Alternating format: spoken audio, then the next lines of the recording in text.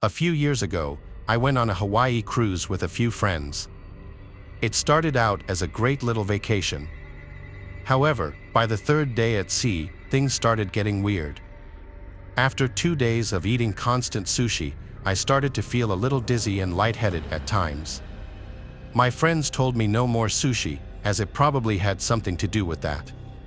But anyway, after a few drinks, I separated myself from my friends, who were sitting in one of the ship's many bars, and started walking back to my room because I really wasn't feeling too well. I took some weird lower deck route back in the direction of my room since some of the bars were on the lowest public levels of the ship. I asked one of the maids in the hallway which way was the quickest to get to the section my room was in. The maid had a very thick accent, but I understood her to have said, "Keep going straight, then make a left at the sign." So I did that. I came to a sign. I don't remember what it said, but it was a sign, so I turned left there. I was in some narrow hall with a tiled floor instead of carpeting. It didn't seem like the right way to go at all. It seemed more like an employee-only section. Still, I figured I'd give it a chance before turning back and continued down this narrow hall. I came to a corner, then looked to my right, and here was the creepiest hallway you could possibly find on the ship. Half the lights were out, one was flashing on and off, but at the end of this tiny hallway was someone standing, facing the wall. My head started to hurt even more as I saw this. I had to rub my eyes to make sure what I was seeing was real. When I moved my hands away from my eyes, the person standing by the wall was now looking at me. Considering they were standing in the dark section of this hallway, not lit up by lights, I couldn't really see much about their actual face other than that I knew they were looking at me. I turned and went back the direction I came. I walked back down the hall. The maid was gone now. However, with my head still killing me, I managed to get back to the lobby of this floor, and at that point, finding the elevators was easy. I made it back to my room easily at that point and crashed into bed. I was sure I had gotten food poisoning from the sushi because my stomach was also hurting along with my head. Anyway, I woke up at some odd hour in the night and I couldn't move. The only thing I could move were my eyes. I tried looking around the room, but my inability to move my head or sit in an upright position made seeing a lot of the room difficult. I remember something seemed to appear in my peripheral vision. I turned my eyes to the opposite side of the room, and there was a figure facing the wall. As I looked at it, I wanted to scream or run, but I couldn't do anything. It was as real as could be. I knew I was seeing it. The head of the figure turned around to face me, but all I saw was black. The body, the face, everything about this figure just looked black. The figure started to move closer to me. The most disturbing thing about it, though, was that as it moved towards me, it didn't move its limbs. It seemed to just slowly float towards me. The figure stopped over my bed. Now I could slightly see a face to it, and I recognized it as that person I saw earlier in the night in that hallway. I don't remember exactly how long that figure stood over my bed, but suddenly I saw its mouth open twice as wide as you'd expect to be humanly possible. Out came a deafeningly real scream, so loud that I think it woke me up completely from the sleep paralysis I was just in. The craziest thing I remember was the scream of this sleep paralysis figure feeding into the scream of my own voice. I was finally able to make a sound. I flicked on the light, and my friend who was in the other bed woke up asking what was wrong. I told him about the horrible experience I just had. He once again said I'd been eating way too much raw fish and it was messing with my head. My whole body was shaking, and my voice was trembling. I went back to sleep and don't remember having another dream that night. But I still wonder if that person I saw in the hallway was real or not, because I'm 90% sure that's the hallucination I had in my paralysis. That hallucination was also the realest, most horrific thing I'd ever seen.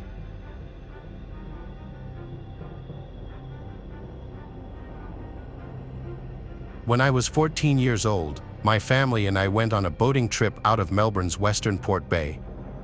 I remember being at the helm with my father, steering the little boat over the waves, and then the next thing we knew, my big brother was shouting that water was coming and happened so fast. Mom and Dad were shouting for us to stay together, and then suddenly, the boat tipped over, and we were in the water. We later found out that the bottom of our boat had been almost completely rotten and that its owners had been extremely and willfully negligent in renting it to us. We had no choice but to start swimming.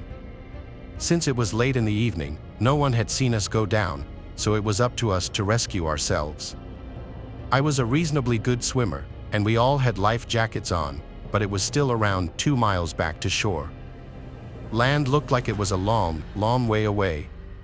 Darkness fell as we were swimming, but my dad started to struggle, and my big brother swam back to try and help him. My mom and I stuck together and kept going, but we soon lost sight of my father and brother. Seagulls cried out above me, and I kept imagining that they were warning me of an attack from sharks that were no doubt swimming in the waters around us. I could see land, but it didn't seem to get any closer. Finally, after more than 3 hours in that water, I felt the sandy bottom against my feet. I'd reached the mud flats of what I believed was the mainland, but my mom, dad, and brother were nowhere to be seen. I was weak, cold, and exhausted.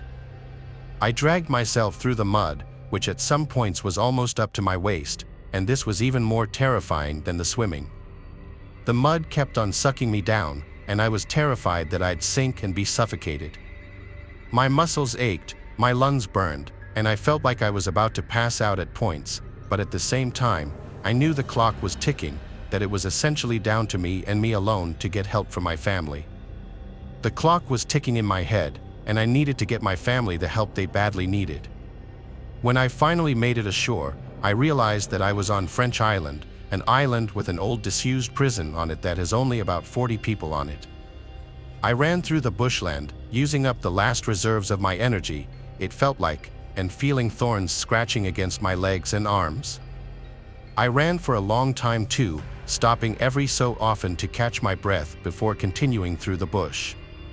Finally, I found a house, and after banging on the door, someone opened it, and I told them what had happened. I just remember crying and crying as they tried to comfort me and how I begged them to help find my family.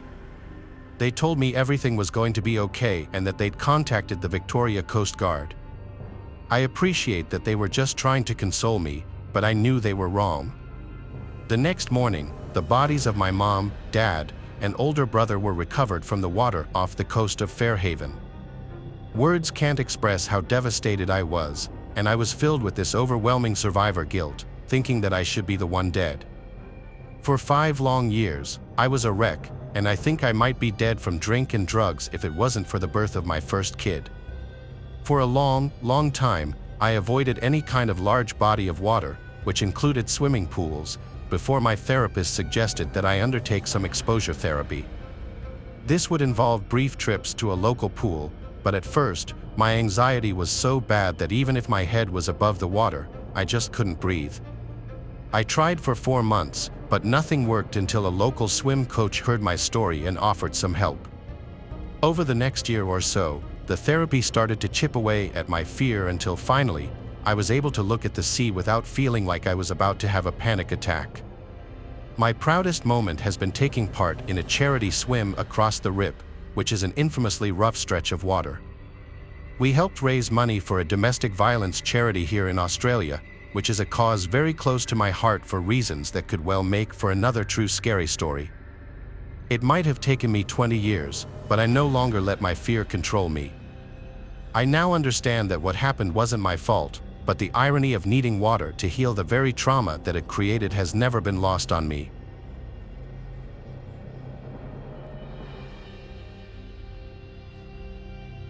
On May 19 of 1884, a yacht known as the Mignonette departed the English port of Southampton bound for the coast of eastern Australia. Constructed in 1867, the 52-ton cruiser had been purchased by an Australian lawyer named Jack W., who sought a suitable crew to transport her to Sydney. But it was no small feat. Many experienced sailors noted that the yacht was an inshore boat unsuited to long voyages in open waters. And what's more, even the most experienced sailors were intimidated by the 15,000-mile journey, with many turning the job offer down before a full crew was finally assembled. In the end, a 4-man team was put together, which consisted of Captain Tom Dudley, Edwin Stevens, Edmund Brooks, and a 17-year-old cabin boy by the name of Richard Parker. Almost 2 months into their journey, the crew of the Mignonette found themselves sailing into a gale around 1,600 miles northwest of South Africa's Cape of Good Hope. Despite the fierce winds, their journey was progressing steadily. Then, in order to enjoy a good night's sleep, Captain Dudley gave the order to heave to. In sailing, heaving to is a way of slowing a vessel's forward progress, as well as fixing the helm and sail position so that the vessel does not have to be steered, is commonly used as a way for sailors to take a break or to wait out strong or contrary winds. However, just as the maneuver was completed and young Richard Parker was sent below to prepare tea, a freak wave struck the Minette, damaging a bulkhead and causing vast amounts of seawater to flood into her hold. Realizing the yacht was doomed, Captain Dudley ordered his 3 crew members to man their single 13-foot lifeboat. The lifeboat was of flimsy construction, with its boards only a quarter-inch thick, but as the Minette began to list and groan, it proved the crew's only source of salvation. Just minutes later, the crew watched as the Minette disappeared below the waves, having managed to salvage nothing but a few pieces of navigational equipment and 2 tins of turnips. At first, Captain Dudley managed to stabilize the lifeboat by constructing an improvised sea anchor, a device reminiscent of a kind of waterborne parachute. It dragged behind the lifeboat, slowing its progress slightly and allowing for more effective manual steering. The captain also determined that they must have been around 700 miles from the nearest dry land, meaning that they were unlikely to be rescued anytime soon. During their first night at sea, the crew was forced to fight off a great white shark using nothing but their oars. The next morning, they were able to catch a sea turtle by simply dragging it out of the water. This yielded about 3 pounds of meat each, plus the bones, which, along with the tins of turnips, lasted until July 17th. The sailors planned on drinking the turtle blood to stave off fatal dehydration, but after it became contaminated with seawater, they began imbibing their own urine. By July 20th, the teenage cabin boy Richard Parker had become so sick of drinking his own urine that he began slurping up handfuls of seawater. This only exacerbated his dangerous levels of dehydration, and he fell unconscious shortly afterward. Around the same time that young Parker began to drift into unconsciousness, Dudley, Stevens, and Brooks began discussing the prospect of cannibalism. On July 24th, Dudley told the others that it was better for one of them to die so that the others would survive and suggested they should draw lots. Brooks refused, but that night, Dudley once again raised the matter and pointed out that while the childless cabin boy was most probably dying, he and Stevens had wives and families to take care of. The boy would be mourned, but unlike their women and children, his parents would not starve without his wages. This appeared to have been the most effective method of argument, as the next morning, Captain Dudley and Edwin Stevens made the decision to kill Richard Parker, ensuring his blood was fresh enough to drink. Brooks, who had refused to take part in the earlier discussion, claimed he neither agreed nor disagreed with the decision. Captain Dudley then said a prayer, and with Stevens holding the boy still in the event that he woke up, the captain pushed his penknife into Parker's jugular vein and ended his life. Once Parker's heart had ceased to beat, the 3 surviving sailors began butchering his body. Ironically, and despite his early reticence, it was reported that Edmund Brooks was ravenous in his consumption of Parker's flesh, while Edwin Stevens appeared to have a change of heart and ate very little. Speaking of the scene that followed, Captain Dudley later said, "I can assure you I shall never forget the sight of my 2 unfortunate companions over that ghastly meal. We were like mad wolves who should get the most, and for men, fathers of children, to commit such a deed, we could not have our right reason." Just a few days later, the survivors were still feasting on Parker's remains when they spotted the sail of a passing ship named the Monuma and successfully garnered its attention. Finally, on September 6, 1884, the Monuma sailed into Falmouth Harbor, where the 3 survivors of the Minette reported to a customs officer by the name of Mr. Cheeseman. Initially, the men were greeted with great relief, as it was assumed the Minette's crew had been lost when it failed to reach its Cape Town checkpoint. Yet, after explaining the grisly methods by which they had survived, the situation took a dramatic turn. Incredibly, the surviving crew members were remarkably candid regarding the retelling of the events and openly admitted to having murdered young Richard Parker before consuming his still warm flesh. Contemporary defense attorneys, who tend to limit their clients' vocabulary to the words "no" and "comment," would consider such a frank admission to be nothing short of madness. But although Captain Dudley and his two surviving crew members felt deep shame and guilt, they were comfortable in their confession because, in doing so, they invoked what was known as the custom of the sea. Since the very first days of humanity's oceanic exploration, accidents and misfortune has humbled even the hardiest of vessels, and those who survived their sinking ships either cast adrift or washed up on some far-flung shore were often faced with what was referred to as the delicate question, to eat or not to eat their dead or dying shipmates. Thankfully, only a very small number of seamen and explorers have been faced with such a grim situation. But with 19th century British culture being so centered around its maritime industries, such incidents became embedded into the public consciousness. For example, in the early 1600s, 7 English sailors were cruising through the Caribbean when they were blown out to sea and cast adrift for 17 days. When they reached the point of starvation, the sailors drew straws to decide who would sacrifice their flesh for the good of the collective. Ironically, the man chosen was the one who suggested the idea in the first place. According to his shipmates, he nobly consented and was swiftly put to death.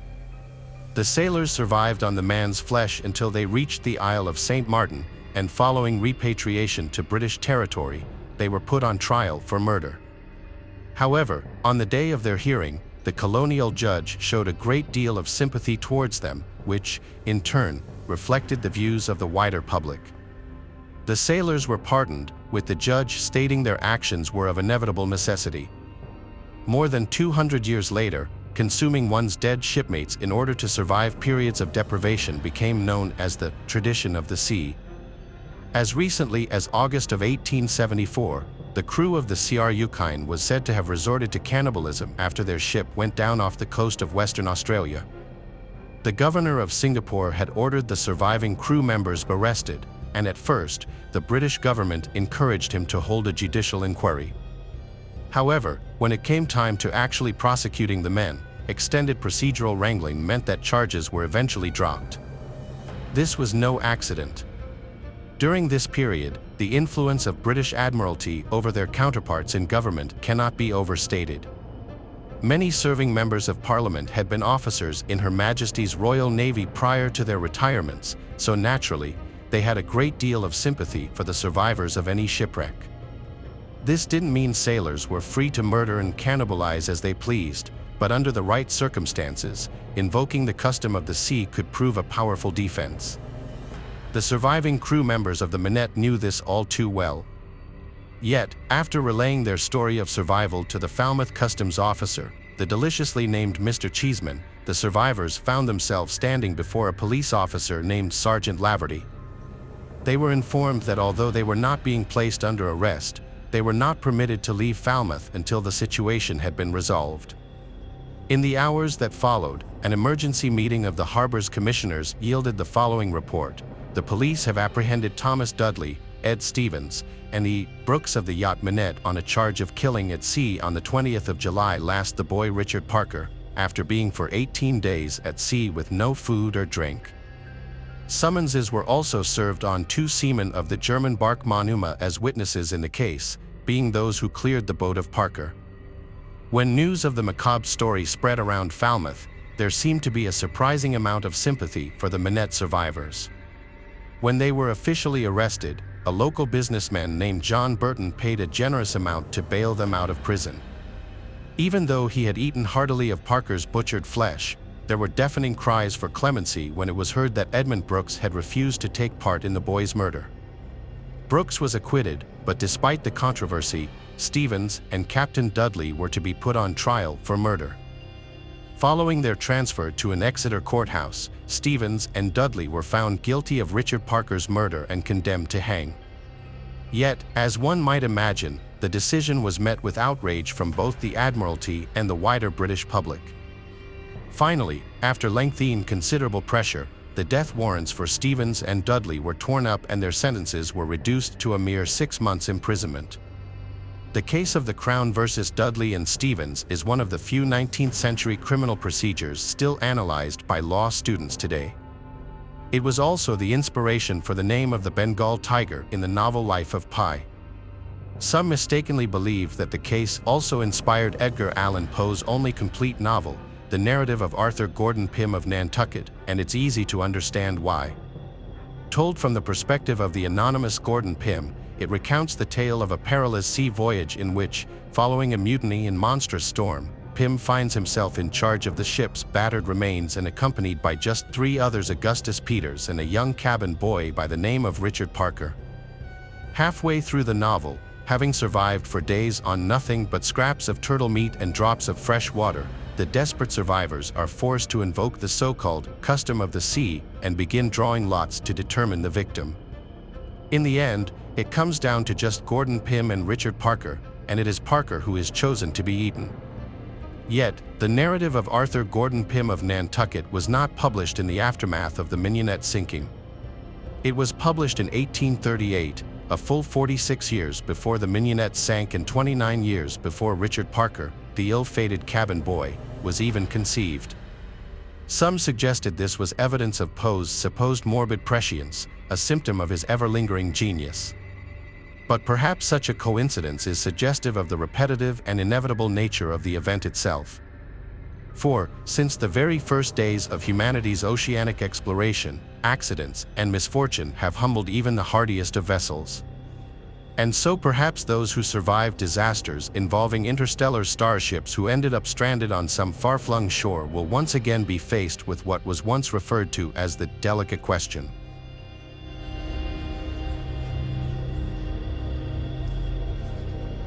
Thanks for watching the video. Subscribe to the channel and turn on notifications to watch the latest videos.